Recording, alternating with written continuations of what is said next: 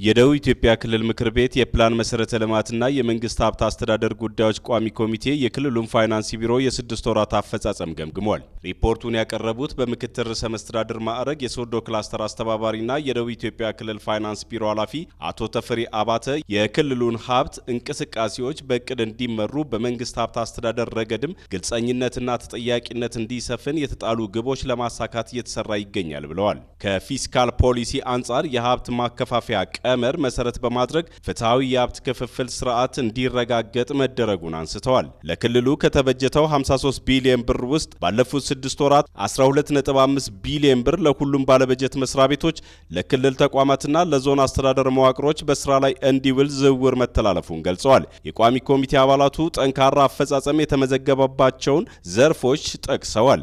ከዚህ በፊት 1 ኪሎ ሜትር 2 ኪሎ ሜትር ጠጠር የማይጨመርበት ቦታ ላይ እስከ 39 28 ድልድዮች ወደ 50 ከ20 እስከ 0 ወደ 50 100% ተንጠልጣይ ድልድዮች በሪካፍ የሚሰሩት በዛ ልክ ማለቅ እና ስለዚህ የተሻለ አፈጻጸም አለ። የዚህ ትርጉም ምንድነው ሲል እነሱም አስቀምጠዋል። ፋይናንስ ልዩ ትኩረት በመስጠት በተለይ ዘንድሮ በነዚህ በቋሚ ለህዝብ ቀጥታ አገልግሎት በሚሰጡ ነገሮች ላይ ልዩ ትኩረት ሰጥቷል የሚል አስተያየትም ሰጥቷል። መሬት ላይ እኛም ደግሞ ይሄን ያያየን የአሌ ዞን ሆስፒታል ጥያቄ በዚህ አመት ተጀምሮ አሁን ጥሩ ደረጃ ላይ ነው ያለው። ከጋቶ ደልበና ጋማ ላይም እርምጃ ተወስዶ አሁን አሸናፊ ተለይቶ ማሽኖችን ወደ ቦታ አስገብቶ እየሰራ ያለ ህዝቡ ላይ በጣም ሮሮ ነበር። ግን አሁን በጣም በዚህ አጭር ጊዜ ውስጥ ከሆስፒታሉም የተነሳ ከመንገዱም የተነሳ ህዝቡ በጣም የተደሰተበት እንደውም ምክር ቤት ቢጠራ ሄዳችሁ ለኛ አመስግኑ ብሎ የሚያነሳ ነገር ስለሆነ እኔ ቢሮውን ሳላመሰግን አላልፍም። የቋሚ ኮሚቴው ሰብሳቢ አቶ እንቁ ዮሐንስ ማብራሪያ የሚሹ ጉዳዮችን ያነሱ ሲሆን የቢሮ ኃላፊው አቶ ተፈሪ አባተ ምላሽና ማብራሪያ ሰጥተዋል። ከግዢ ስርዓቱ ጋር ተያይዞ ብዙ ስቴል ባለፈም አንስተን ነበር። አጠቃላይ አስፈጻሚ መስሪያ ቤት ኢንቴንሽኑ ግዢ ፈቃድ ወደ መጠየቅ አስተሳሰብ ውስጥ የመጣ ስለሆነ ይሄ ደግሞ ግዢ ስርዓቱ ጋር ተያይዞ ዞሮ ዞሮ ህዝብን ሀብት ሊጎዳ አይችልም ወይ? ግዢ ወቅታዊነት ጥራት አንጻር የተነሳው ነገር በጣም መሰረታዊ ነገር ነው።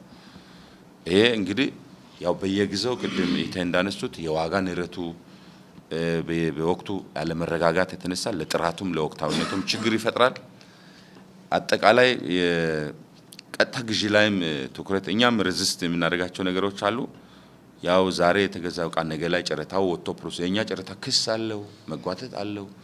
ይህ ጨረታ ኮሚቴ አጽዳቂ ገራሱ ጋር ሳምንት ያቆያል። እንደዚህ አይነት ነገሮች ወቅታዊነቱ ይሄ ነው።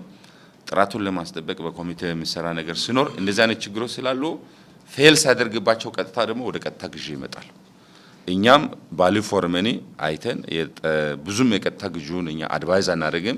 7.1 ቢሊዮን ብር ለደሞዝ ማሻሻያ ተፈቅዶልናል። ግን የሚያስፈልገው 13 ነው ብሎ ተነስተዋል። ኦሬዲ ችግሮች በሁሉም አካባቢ እንዳሉ ይታወቃል። ግን ምንድነው መሰረታዊ ችግሩ የሚለው ብነሳ ጥሩ ነው። ከደሞዝ ጉድለቱ ጋር ተገናኝቶ የትክክል ነው። አንዱ በእኛ በኩል በሲቪል ሰርቪስ በኩል የመረጃ ጥራት ችግር አለ የሚል ነገር ከፌደራል አንስተዋል። እኛ ደግሞ ያው በሲቪል ሰርቪስ በኩል ነው መረጃ የሚሄደው። እኛም ያው ከፋይ መስሪያ ቤት እንደመሆናችን መጠን ሰው ከሲቪል ሰርቪስ ይልቅ ፋይናንስ ላይ ነው ፎከስ አድርጎ ነገር የሚያነሳውና መረጃ አቅርበናል። በእኛ በኩልም አቅርበናል፣ በሲቪል ሰርቪስም በኩል ቀርቧል። ግን ትልቁ መሰረታዊ ችግሩ ከፌደራል ሲቪል ሰርቪስ በኩል የተፈጠረ ችግር ነው። ዋና ተማምነናል። ስለተማመንን ነው ማስተካከያ እናደርጋለን። የኛ ችግር ሆኖ አይቀበሉ። ችግሩ የፌደራል ሲቪል ሰርቪስ የፈጠረው ነው። ተቋሙ ላይ ይታይ የነበረው የጡረታ ሂሳብ ክፍያ ሙሉ በሙሉ በመክፈል በአገር ደረጃ እውቅና ማግኘቱንም አቶ ተፈሪ ገልጸዋል። የተመደቡ በጀቶች ለታለመላቸው ዓላማ እንዲውሉ በማድረግ ረገድ አገልግሎቱን በቴክኖሎጂ ማዘመን በክልሉ የተጀመሩ ፕሮጀክቶችን ለማጠናቀቅ በትኩረት እንሰራለን ያሉት እኛ እንዳጠቃላይ ፎከስ አድርገን እንደ ፋይናንስ በጣም ታርጌት አድርገን የምንሰራ የቆሙ ፕሮጀክቶችን ማጠናቀቅ እንደ አንድ ስትራቴጂ። አሁን ሆስፒታሎችን ሙሉ በሙሉ አጠናቀናል፣ አዲስ ጀምረናል። ቅድም የተከበሩ እንደሚያነሱት እሱንም በዚህ በጀት ዓመት እናጠናቀቃለን ብለን ነው የምናስበው። መንገዶችን፣ ድልድዮችን፣ የውሃ ተቋማትን የማጠናቀቅ ነው። ማረሚያ ቤት በ45 ቀን ውስጥ እንዲያልቅ ነው። 4ቱ ማረሚያ ቤት አግሪመንት ኦልሞስት ከዛሬ ይጀምራል።